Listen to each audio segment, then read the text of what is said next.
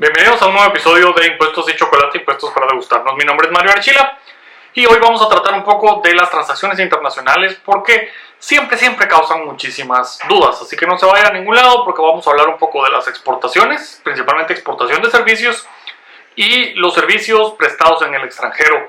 ¿Deben o no debe retenerse sobre esos servicios en el extranjero? De manera muy general, ese es el tema que vamos a tratar hoy.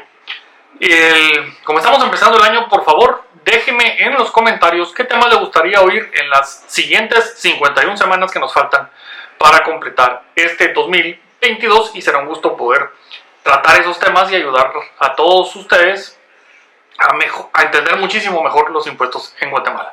Mientras tanto, suscríbase, dele click a la campanita, pásale este video o este podcast, dependiendo de la plataforma que lo esté usando, a todos los que conozcan, porque siempre es una duda que nos llega frecuentemente a la oficina. Así que no vaya a ningún lado y vamos con el tema de hoy. Exportaciones e importaciones de servicios. ¿Cómo funcionan? Bueno, tenemos que entender primero que nuestro sistema guatemalteco de impuestos es totalmente territorial. Tiene algunas pequeñas excepciones, pero es básicamente territorial. Así que si tenemos, en el caso de una exportación de servicios, estamos hablando para efectos de la ley del IVA, servicios que se prestan en el país para ser utilizados o aprovechados en el extranjero. Y esto es una exportación de servicios. El tema aquí es que se prestan localmente. Entonces vamos a primero tratar la ley del IVA. Solamente se tienen que facturar las obligaciones tributarias generadas en el país. Es decir, yo tengo obligación de facturar y pagar el IVA conforme a la ley del IVA. Así que, y vamos a hacer el ejemplo que es muchísimo más sencillo con una persona individual, una persona física. Si yo presto mis servicios en Guatemala, tengo la obligación de emitir una factura.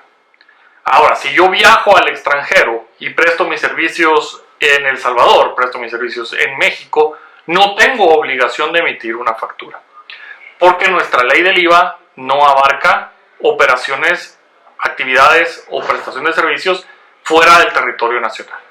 Lo mismo sucede, por ejemplo, con mercancía. Yo puedo venir y tener mercancía en el extranjero y realizo una venta de la mercancía. Nuestra ley del IVA dice que se emite una factura por la venta de bienes situados en el territorio nacional. Por lo que si tengo una mercancía que está en una bodega en el puerto de Nueva York, no tengo por qué emitir una factura para ese efecto. Es otro tipo de documentación, BLs, commercial invoices y demás, pero no es una factura del IVA. Es un documento puramente mercantil el que tengo que emitir para esas ocasiones. Regresando a la prestación de servicios, entonces, si me voy del país, no tengo por qué emitir una factura. Si presto los servicios en Guatemala, tengo dos sabores. Uno, los presto localmente para una persona localmente que va a aprovechar el servicio localmente. En mi caso, siendo abogado, por ejemplo, la constitución de una sociedad en Guatemala, no importa si me la pidió una persona que vive en España o me la pidió una persona que vive en Guatemala, el servicio se presta en Guatemala para ser utilizado en Guatemala, la constitución de una sociedad en Guatemala. Ahora, si me piden una opinión legal sobre la forma de documentar una venta de mercancía situada en España para efectos de poder trasladar esa mercancía correctamente al resto del mundo, por ejemplo, yo hago esos servicios desde Guatemala a una persona que está en España que me está pidiendo esa consulta y entonces yo digo, mire, conforme lo que tenemos, Incoterms, las convenciones de tránsito y tráfico de mercancías, la convención de Viena de compraventa de mercancías, etcétera, usted lo que tiene que hacer es esto. No tiene nada que ver con Guatemala, simplemente me lo pidió. Ahí yo estoy situado en Guatemala, tengo que emitir una factura, pero es una factura de exportación de servicios. Es decir, una factura que no tiene IVA, está exenta de la prestación de servicios en la ley del IVA.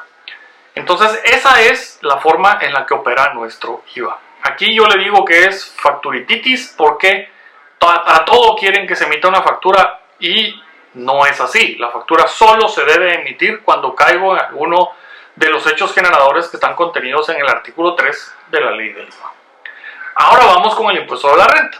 El impuesto de la renta, de manera general, dice que se gravan las rentas generadas en el país por actividades, por inversión de capitales o por la combinación de ambos para efectos de producir, comercializar bienes y servicios.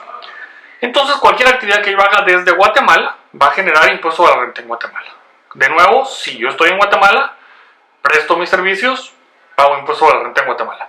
Si me voy al extranjero, como persona física, me voy al extranjero y presto mis servicios en México, no tengo impuesto de la renta guatemalteco que cubrir, porque no califica como una renta de fuente guatemalteca. Espero entonces, digamos, que esto nos quede claro. Y ahí se combinan. Entonces puedo tener emisión de factura por exportación de servicios sin el IVA y pago el impuesto de la renta. ¿Cómo puedo tener prestación de servicios en el extranjero que no tienen ni factura ni impuesto sobre la renta? Para que esto nos quede claro. Ahora, se pone un poco más complicado cuando los servicios se prestan del extranjero a una persona situada en Guatemala. Y ahí pues hay que hacer ciertas distinciones. En el lado de intereses, que son todas las utilidades financieras que una persona puede obtener, como concepto general, intereses es eso, ahí vamos a encontrar que están grabados en Guatemala cuando pago intereses desde Guatemala. El pagar intereses al extranjero está grabado en Guatemala con el impuesto sobre la renta. Obviamente, el que me está cobrando los intereses no tiene por qué emitir una factura si está en el extranjero. El siguiente caso de estos es que me pague intereses porque yo le presté dinero a un extranjero.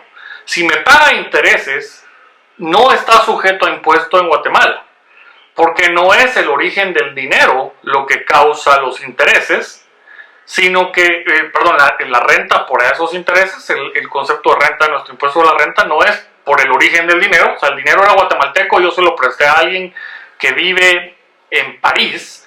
Entonces, como el dinero era guatemalteco, ahora los intereses que yo cobro son rentas guatemaltecas. No, nuestra ley lo que dice es, si yo pagara los intereses a una persona en París, entonces le tengo que hacer retención de impuesto sobre la renta. Pero si alguien en París me paga intereses a mí que estoy en Guatemala, no tengo por qué hacerle la retención porque no es una renta afecta.